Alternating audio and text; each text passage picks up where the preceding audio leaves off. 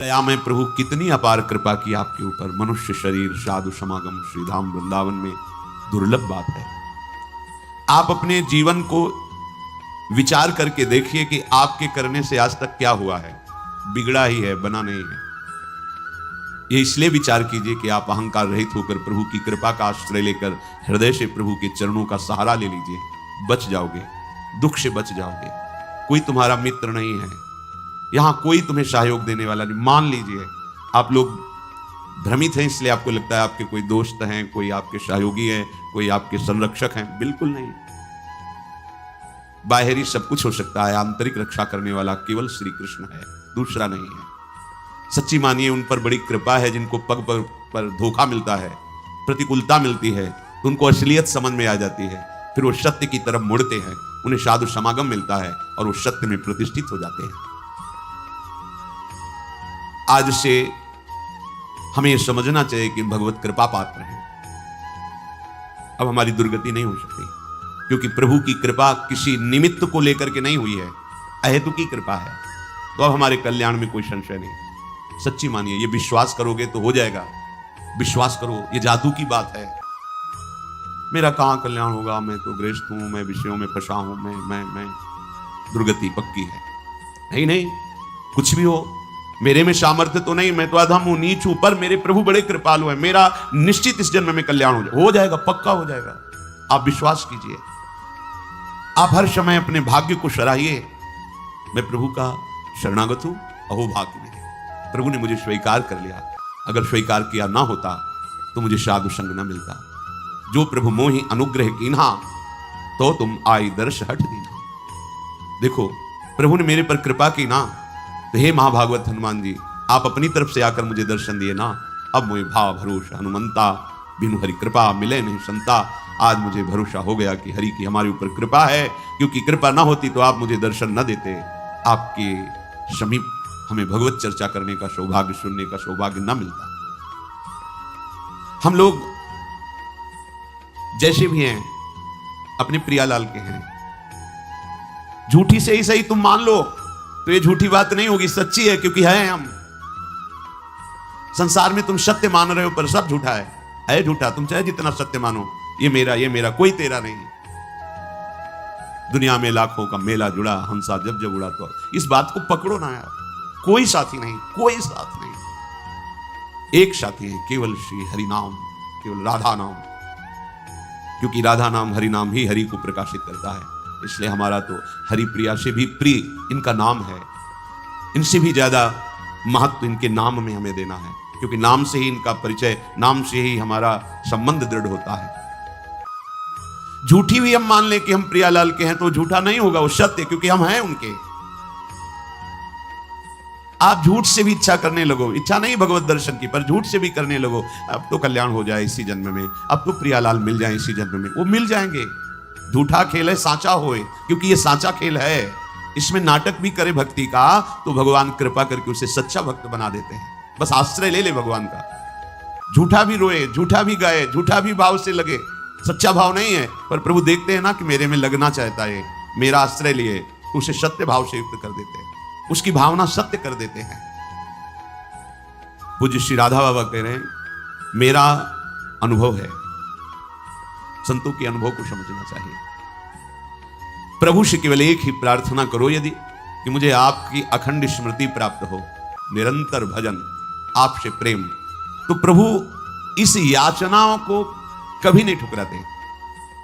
आप एक प्रार्थना करें, मेरा भजन बन जाए प्रभु, निरंतर आपका भजन, आपकी स्मृति में मगन रहूं, आपके चरणों में प्रेम हो जाए। तो इस बात की पूर्ति प्रभु उसी समय प्रार्थना करते ही शुरू कर देते हैं, पर हम अज्ञानी इसलिए जान नहीं पाते। क्या? जब इस बात की पूर्ति में लगेंगे तो जहां जहां हमारी स्मृति, जहां जहां हमारा संबंध है, जहां जहां हमारा राग है, वो मिटाना शुरू करते हैं। तो फिर प्रश्न आ जाते हैं कि जब से भजन शुरू किया तब से विपत्तियां आ गई, लोग हमारे को प्रेम नहीं करते, वो नफरत की दृष्टि से देखते हैं, अमुक अमुक अमुक। ये वही तो हो रहा है जो आपने मांगा है। प्रभु से प्रेम करने के लिए हमें सर्वात्म वृत्ति चाहिए, और हमारी वृत्तियां फैली हैं। तो हमारे राग का वो नाश करके उन वृत्तियों को अपने में लगा रहे हैं और वो भजन छोड़ देता है, वो सतमार्ग छोड़ देता है कि जब से शुरू किया तब से घाटा, लोगों का अपमान, परिवार में कोई प्यार नहीं करता, और एक दो अगर पधार गए तो फिर तो और पुष्ट हो गया कि बड़ा अनिष्ट मार्ग है, भगवत मार्ग नहीं चलना। देखो, जब भगवान से तुम प्रेम मांगोगे तो प्रेम तभी होता है जब अनन्यता आती है। तो आप अनन्य बन नहीं पा रहे तो आपको अनन्य बनाएंगे, वो अन्य का अपहरण करके ही तो अनन्य बना जाता है। और जब अन्य का अपहरण होने लगा तो आप चिल्लाने लगे, ये क्या, ये क्या, तो मांगा क्या था? हे प्रभु, निरंतर भजन हो, आपसे प्रेम हो, वही तो कर रहे हैं। नहीं, ये नहीं चाहिए तो फिर मांगो संसार के भोग सामग्री, फिर ये बात नहीं आएगी, ये बात नहीं आएगी। संसार के भोग जन्म जन्मांतरों में कभी फिर कृपा होगी, तब यही होगी, तब यही कृपा होगी, कोई तुम्हें पूछने वाला नहीं रहेगा। भक्ति के मार्ग में जब चला जाता है तो भगवान सहयोग करके ऐसी स्थिति देते हैं कि कोई प्यार नहीं करता, सच्ची में कोई प्यार नहीं। जब आपके अंदर विवेक होगा और झांक के देखोगे तो उसकी स्वार्थ और वासना झलकती नजर आएगी, जो आपको कह रहा है मैं आपको बहुत प्यार करता हूं। जब जांच करके देखो तो उसका अपना सुख, उसका अपना स्वार्थ नजर आता है, प्यार नजर नहीं आता। प्यार होता है जिससे हम प्यार करते हैं उसको सदैव सुख प्राप्त हो, कभी स्वप्न में भी दुख प्राप्त ना हो, ऐसा केवल भगवान, दूसरा कोई नहीं। अन्य कामी यदि करे कृष्णेर भजन, कृष्ण तारे देन स्वचरण। कृष्ण कहे आमाय भजे, मांगे विषय सुख, अमृत छाणी मांगे विष, यही बड़ मूर्ख। आम विज्ञ यही मूर्ख, विषय सुख केन, दिव तव चरण दिया विषय सुख भुलायु। जो अन्य कामना से हमारे प्रभु का भजन करते हैं तो प्रभु कृपा करके उसे अपने चरणों में प्रेम देने की चेष्टा करते हैं। भक्तों का संग, नाम, गुण, कीर्तन आदि के द्वारा उसे आगे बढ़ाते हैं। प्रभु कहते हैं जो मेरा भजन कर विषय सुख मांगते हैं बड़े मूर्ख हैं, ये अमृत छाण कर विष मांग रहे हैं, कैसे इनको दूं? ये बड़ी मूर्खता है जो प्रभु का भजन करके संसार के धोखेबाज विषय मांगे हम, पद प्रतिष्ठा मांगे हम, ये अमृत छाण मांगे विष, यही बड़ मूर्ख, ये बड़ी मूर्खता है। अमृत छाण करके हम विषय सुख मांग रहे हैं। देखो, सबसे बड़ा पद इस सृष्टि में आज तक किसी को मिला है तो ध्रुव जी को मिला है। ध्रुव जी अटल पदवी को प्राप्त हुए। तो जब भगवान श्री हरि सामने आए और ध्रुव जी को वरदान दिया अटल पदवी का, तो ध्रुव की आंखों में आंसू आ गए और हृदय में जलन पैदा हो गई। ये मैंने क्या मांगा? ऐसे सौंदर्य माधुर्य निधि प्रभु के चरणों की सेवा ना मांगकर, इनका प्रेम ना मांग करके मैंने अटल पदवी मांगी। उसी समय उन्होंने प्रभु से प्रार्थना की कि हे अनंत, हे भगवान, तो भगवत वासुदेवे मुहु निरंतरम भक्तिम प्रेम प्रवहताम सात्येन कुर्वताम अमलाशयानाम अमल आशयो एषाम ते अमलाशयाः निर्मलान्तः करणानाम महताम सताम प्रसंगः मे मम भूयात् एन भगवत गुण कथामृत पानमत्तः भवतो गुणानाम। हे प्रभु, मेरे से चूक हो गई। मेरे अंदर कामना थी कि मैं ऐसा पद प्राप्त करूंगा जो हमारे पिता और पितामह को भी नहीं। प्रभु, ये चूक इसलिए हो गई कि बहुत काल तक आपके प्रेमी संतों का संग नहीं मिला। इसलिए हे अनंत, हे भगवान, भक्ति मुहु प्रवहताम त्वयि में प्रसंगो भूयाद अनंत महताम अमलाशयानाम एनांजसोल्वण मुरु व्यसनम भवाब्धिम निश्चय भवद गुण कथामृत पानमत्तः। प्रभु, जो आपके नाम जप में, आपकी लीला कथा कहने सुनने में मत हैं, ऐसे अपने प्रेमी संतों का मुझे संग दे दो। मुझसे जो चूक हुई, क्या चूक हुई? ये जो अटल पदवी मिली। देखो, जलन हो रही हृदय में कि मैंने अटल पदवी क्यों मांगी, प्रभु की दासता क्यों नहीं मांगी। अटल पदवी ऐसी कि सप्त ऋषि परिक्रमा करते हैं, सर्वश्रेष्ठ पद पर ध्रुव जी आज भी विराजमान है, पर उनको बड़ा दुख हुआ कि मैंने क्यों मांगा। सोचो, उस अटल पदवी, अपने तो थोड़े थोड़े विषय मांग रहे हैं, उनको दुख हुआ कि मैंने दासत्व क्यों नहीं मांगा। प्रभु के समीप निरंतर रहकर इनकी श्रीअंग की सेवा करता, ऐसे प्रेम निधि प्रभु की संग क्रीड़ा करता। ये चूक कहां से हो गई? पता चला भगवत प्रेमी महात्माओं का संग नहीं हुआ, इसीलिए चूक हो गई। तो कह रहे हैं कि हे भगवान, आप यदि हम पे प्रसन्न हो तो आपके भाव में जो भरे हुए भक्तजन हैं, जो आपकी लीला कथा में उन्मत्त हैं, तृप्त हैं, ऐसे महापुरुषों का मुझे संग दो। क्यों? क्योंकि जब वो आपकी लीला कथा कहेंगे तो उनकी वो मस्ती सबके ऊपर चढ़ती है। संबंध में भरकर जब वो प्रभु को पुकारते हैं, नाम कीर्तन करते हैं, प्रभु का यश गाते हैं, तो चूंकि हम माने या न माने हम प्रभु के ही हैं, उस सबके हृदय में अपना प्रभाव डालता है। इस विविध दुखों से पूर्ण भयंकर भवसागर से वो सहज में पार हो जाता है जो भगवत प्रेमी संतों का संग कर लेता है। तेन स्मरन्त्यतितरां प्रियमी समर्त्यम ये चान्वदः सुत सुहृद गृहवित्तदाराः ये त्वज्जनाभ भवदीय पदारविंद सौगंध्य लुब्ध हृदय सुकृत प्रसंगा। हे नलिनाभ प्रभु, जिनको आपके श्री चरण कमलों की प्रियता प्राप्त हो गई है, जो आपके श्री चरणों के चिंतन में लगे रहते हैं, ऐसे भक्तों का संग यदि प्राप्त हो जाए तो उसका प्रभाव क्या होता है? बोले वो अतिशय प्रिय अपने शरीर, अपने देह और देह के संबंधी पुत्र मित्र कलत्र घर धन धाम, इन सब से बेपरवाह होकर के आपका भजन करने लगता है। यह है संत संग का चमत्कार। ये भवदीयोः पदारविंदयोः चरण कमलयोः यत् सौगंध्यम सौरभम तत्र लुब्धम आकृष्टम हृदयम मनो। उनकी स्थिति हमारे ऊपर उतरती है। ये चादो देहम अनुश्रुत सुहृद ग्रह वित्तदाराः तानपि न स्मरन्ति। बस हरि कथामृत पीत्वा मत्तः संतो न स्मरन्ति केवलम योग योगादि निष्ठानाम देहाभिमानिनानाम व्यावृत्ति तु शब्देन दर्शिता। देहाभिमान से युक्त होकर बड़े बड़े योग अनुष्ठान करने से स्थिति प्राप्त नहीं होती। ये स्थिति भगवत प्रेमी महात्माओं के लीला गायन, नाम कीर्तन, महिमा गायन का जब हम श्रवण करते हैं तो उनके संग से ऐसी स्थिति प्राप्त होती है कि अतिशय प्रिय देह और देह की संबंधी वृत्तियां जो पुत्र में, मित्र में, कलत्र में, घर में, धन धाम में हैं, इन सब से वृत्तियां हट जाती हैं और बेपरवाह होकर भगवान के सुमिरन में डूब जाती है। ये संत संग का प्रभाव है। तेषामहं पाद सरोज रेणुर माया बहेयाधि किरीट मायु यम नित्यदा बिभ्रतया सुपापम नश्यत्यमुं सर्वगुणाः भजन्ति।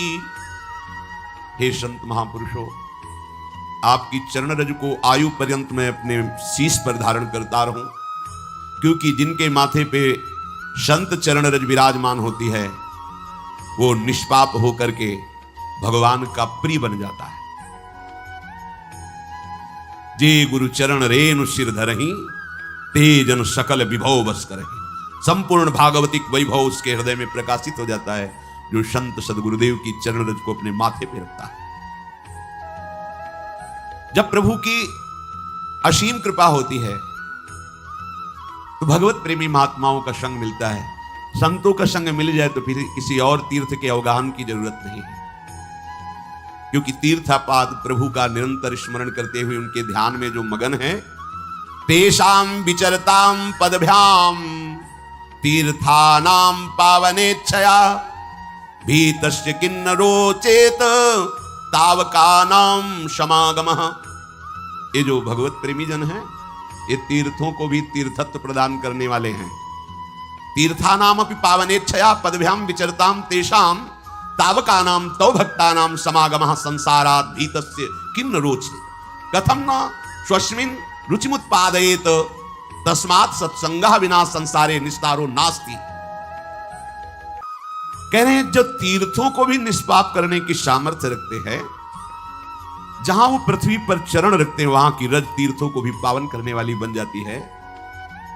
संसार से भयभीत हुए दुखी हुए जीव जब इन संतों के समीप पहुंचते हैं तो इनकी चरण रज में, इनकी वाणी में, इनके दर्शन से, स्पर्श से संपूर्ण अशुभ पाप नष्ट हो जाते हैं और वो भयभीत हुआ संसार से पुरुष अभय पद को प्राप्त कर लेता है। तस्मात् सत्संगम बिना संसारे निस्तारो नास्ति। बिना संत संग के किसी का संसार से निस्तार हो जाए, उद्धार हो जाए, ऐसा असंभव।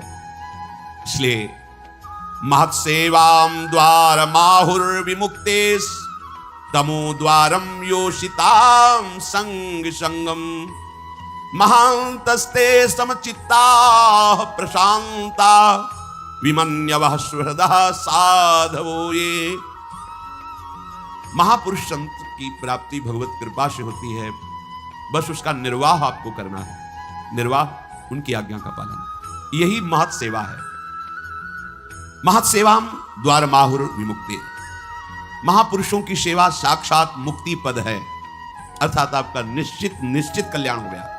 सेवा उनकी आज्ञा का पालन। जो महापुरुषों के, संतों के संग में उनकी आज्ञा का पालन करते हैं वो मुक्त हैं, जीवन मुक्त हैं, इसी समय मुक्त हैं। ये अनुभव हो जाएगा। नीचे आ गए, ऊपर चढ़ने में प्रयास है, नीचे आने में प्रयास नहीं होता। पानी कहीं भी डालो नीचे जाता है। ऐसे हमारी वृत्तियां अधोगामी हैं, प्रकृति की तरफ आकर्षित होती है। इसीलिए कुसंग का त्याग करके संत संग करे, बहुत जल्दी लाभ होता है, पर प्रायः ऐसा नहीं हो पाता। इसीलिए सत्संग का सही रंग नहीं जम पाता। कैसे संत होते हैं जिनके संग से जीवन मुक्तता का वर्तमान में भी अनुभव हो जाए? बोले महांतस्ते समचित्ता प्रशांता विमन्यवः सुहृदा साधो। ये वो महापुरुष जन, ये समचित्ता समदर्शिनः प्रशांता शुद्ध चित्ता विमन्यवः विगत क्रोधा सुहृदा सर्वेषां हितकांक्षिणः साधवा सदाचारा ते महांतो गेया। वो महापुरुष होते हैं जिनमें सब में भगवत दर्शन की भावना, सब में समदर्शिना वही होते हैं जो सब में अपने प्रभु को देखते हैं। वही परम संत है जो सब में अपने प्रभु को देखते हैं। विद्या विनय संपन्ने ब्राह्मणे गविहस्तनी स्वनीचय सुपाके चा पंडिता समदर्शिना, जो सब जगह अपने, वही है। ये तो बाद में पता चलता है ना कि छलिया कैसे छल रहे थे तुम आकर के, अब समझ में आया। ये पर्दे लगाकर वही है, दूसरा नहीं। ये तो गुरु कृपा से बाद में जब अंतःकरण त्रिगुणात्मिका माया के प्रभाव से मुक्त हो जाता है तब ये दिखाए, ओ इतना बड़ा नाटक कर रहा था सब रूपों में, वही है। समदर्शिना प्रशांता, चाहे जैसी परिस्थिति आ जाए पर वो अशांत नहीं होते, वो शांत रहते हैं। ऐसे प्रशांत, चाहे आप उनको अपमानित करें, निंदा करें, तिरस्कार करें, या उनके पास जो है सब छिन जाए तो भी कोई फर्क नहीं पड़ेगा, क्योंकि सब प्राकृतिक पहले ही उसका राग नष्ट हो चुका है, इसलिए उनकी अशांति नहीं होगी। आपको बोध हो चुका है इसकी परीक्षा बाहरी लक्षणों से तो हो ही नहीं सकती, पर कुछ बाहरी लक्षण, जब आपकी भरी सभा में निंदा हो, अपमान हो, कोई भी आपका साथ देने वाला न हो, फिर भी आप शांत हैं और मुस्कुरा रहे हैं, तो हो सकता है ये भी लक्षण पहचाना जा कि बिना ब्रह्मबोध हुए ऐसी सामर्थ्य नहीं आ सकती। पूज्यपाद सिउड़िया बाबा जी महाराज, गंगा किनारे एक बहुत बड़ा संत समागम हुआ था जहां बड़े बड़े महापुरुष भी आए थे। बाबा तो समस्थिति को प्राप्त महापुरुष थे। समस्थिति का प्रवचन करना और समस्थिति में होना बड़ा अंतर है। तो हरि बाबा जब कीर्तन करते थे तो सबसे पहले ओंकार नाद करते थे। जे भी घंटा, अपने ही कर कमल में घंटा रखते थे, और जे भी घंटा बजाए तो उसके पहले ओम, तो सब बाद में ओम बोलते थे। ये बात जो शास्त्रीय विधान के ज्ञाता जन थे वो विरोध करते थे। तो पूज्य बाबा के पास बड़े महापुरुषों ने भी ये बात निवेदन की कि ये प्रणव का उच्चारण सबको करने का अधिकार नहीं। वैदिक उद्गीत महामहिमा में प्रणव, उसके लिए कुछ नियम है, कुछ सिद्धांत है, उसका ऐसे कीर्तन नहीं कराया जाता। तो बाबा ने कहा हरि बाबा और हरि में कोई भेद नहीं इस समय जो मैं देख पा रहा हूं, इसलिए जो भी बोलेंगे सब शास्त्र सिद्धांत होगा, इनको हम मना नहीं कर सकते। कोई साधारण संत नहीं, ये भगवत प्राप्त संत है। वहां संतों में सब आए हुए थे, तो बाबा की सीधे निंदा शुरू की। ये ऐसा सन्यासी होकर भी कीर्तन में जाते हैं, कीर्तन में रास में बैठते हैं, प्रणव उच्चारण होता है उसका निषेध नहीं करते हैं, और अब जो मन में आया सो बोल, माइक हाथ में हो फिर बोलने का अवसर हो, फिर क्या कहना। और विद्वान हो तो शास्त्र के सूत्र ले करके। अब बाबा के एक से एक उद्भट भट्टाचार्य शिष्य थे। बाबा की जब निंदा कर तो सब, बाबा ने सबको शांत किया, सब शांत चुप बैठे। आधा घंटे तक वो बोलते रहे, शांत हो गए। सभा विसर्जित हुई, बाबा अपनी कुटिया में गए तो जो उनके सब शिष्य थे बोले बाबा एक सेकंड में इसके मुंह बंद कर देंगे, ये शास्त्र के श्लोक बोलता है अभी एक से। बोले हाँ, यही हमारे संग का असर तुम पर हुआ, यही असर हुआ।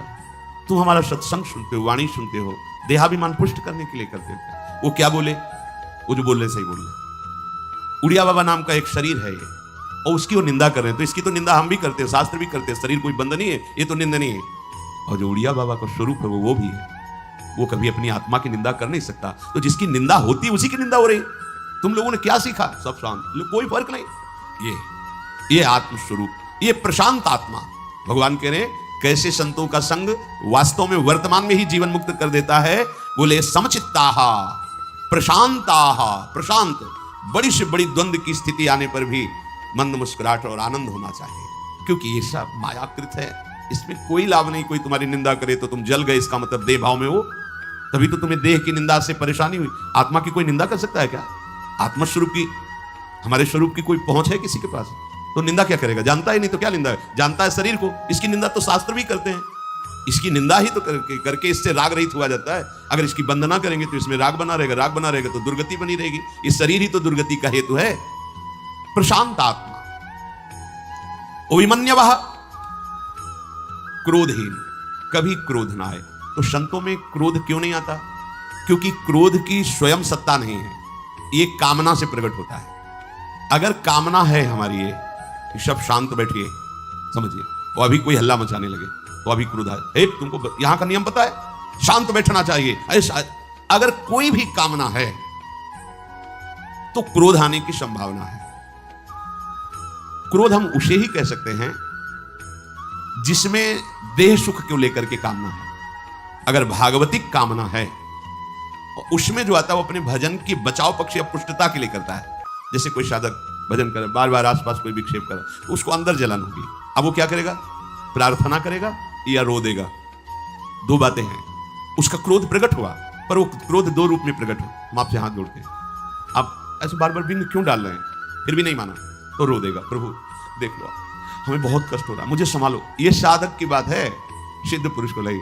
उस समय और आनंदित होगा कि भगवान ने अवसर दिया अपनी वृत्ति को पहचानने के लिए। अब आनंदमय होकर के उसी स्थिति से निपट करके भजन में लगा हुआ,